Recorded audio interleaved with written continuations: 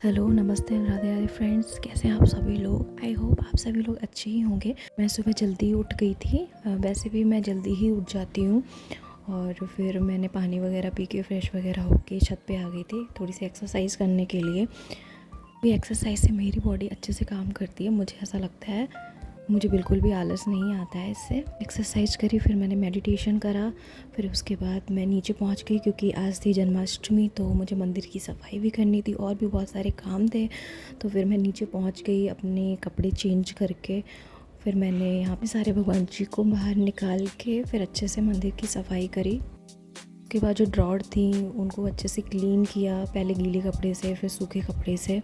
उसके बाद उसमें पॉलीथिन बिछा के सारी चीज़ें थी अच्छे से अरेंज कर दी। मंदिर वगैरह की सफाई करके ना माइंड एकदम से फ्रेश हो जाता है और बहुत ही अच्छा लगता है मुझे तो यहाँ पे मैंने सब अच्छे से क्लीन कर दिया था। फिर मैंने भगवान जी को उनके स्थान पे विराजमान कर दिया। फिर उसके बाद कान्हा जी के जो कपड़े थे मैंने सोचा आज सारे धो देती हूँ। वैसे तो डेली धोती हूँ बट अच्छे से मैंने सोचा आज वॉश कर देती हूँ। फिर मैं नीचे लेके चली गई।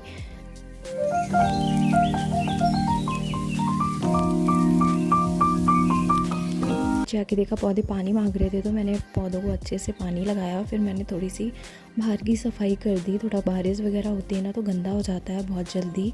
मैंने डस्टबिन थे जितनी भी उनको भी सारा क्लीन कर दिया। फिर मैं ऊपर आ गई मंदिर में झाड़ू लगाने।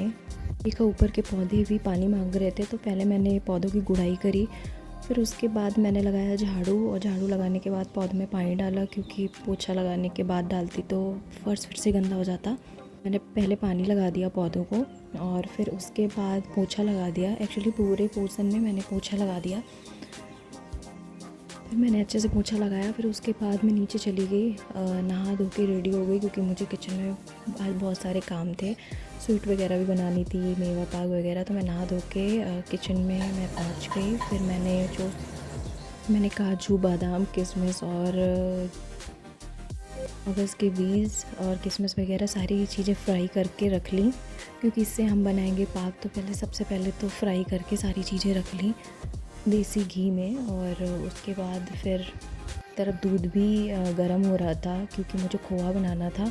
तो मैंने वो सबसे पहले कढ़ाई गैस पे चढ़ा दी थी और ये हमारे मेवे सारे फ्राइड हो गए। और ये देखिए मैं खोआ बना रही हूँ। फिर उसके बाद मैंने साइड से ना चाशनी रख दी बनने के लिए। तो ये चाशनी भगोने में रख दी थी मैंने बनने के लिए। यहाँ पे मैं टाइम दिखा रही हूँ कि कितना टाइम लग गया। तो यहाँ पे खोआ बन के रेडी हो गया था। तो फिर ये मैंने किसी बर्तन में निकाल लिया। फिर उसके बाद चाशनी में थोड़ा सा झाग आ गया था, इसलिए मैंने इसमें थोड़ा सा दूध डाला था जिससे कि जो चीनी की गंदगी होती है ना वो साफ़ हो जाती है। तो जो भी गंदगी थी वो ऊपर आ गई थी, तो मैंने क्लीन कर दी थी उसको निकाल के करछली से। फिर उसके बाद जो चाशनी थी वो मैंने कढ़ाई में ट्रांसफ़र कर ली थी क्योंकि पाग भगोने में नहीं बना सकते थे। मैं यहाँ पे गोंद भूनना भूल गई थी, तो मैंने गोंद को जल्दी से फ्राई करा। फिर उसके बाद सारी चीज़ों को ग्राइंड कर लिया मिक्सी में। जो नारियल का बुरादा था वो मैंने फ्राई नहीं करा था, वो ऐसे ही डाल दिया था। फिर उसके बाद इसमें मैं चाशनी में खोआ थोड़ा सा डाला मैंने जिससे कि जो हमारा पाग है ना वो सॉफ्ट बने। फिर उसके बाद सारी जो मेवाएँ थी वो कढ़ाई में डाल दी थी और गैस को थोड़ा सा धीमा कर दिया था। फिर अच्छे से मिला के फिर इसको प्लेट में ट्रांसफ़र कर लिया। और ट्रांसफ़र करने से पहले इसमें मैंने घी लगाया हुआ था। फिर लगाने के बाद इसको कट करके रख देंगे।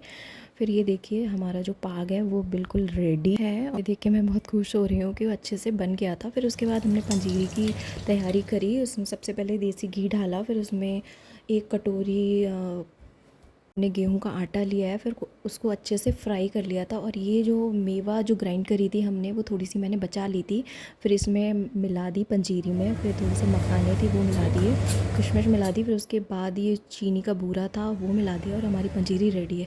फिर मैंने यहाँ पे सब्ज़ी बनने के लिए रख दी, लगा दी इसमें सीटी। ये सब्ज़ी भी रेडी है। और फिर हमने बना ली पूड़ी भोग के लिए और सबके खाने के लिए भी पहले ही बना के रख ली क्योंकि बेटी छोटी है तो एंड टाइम पे वो परेशान ना करे, इस चक्कर में पहले से ही बना के रख लिया।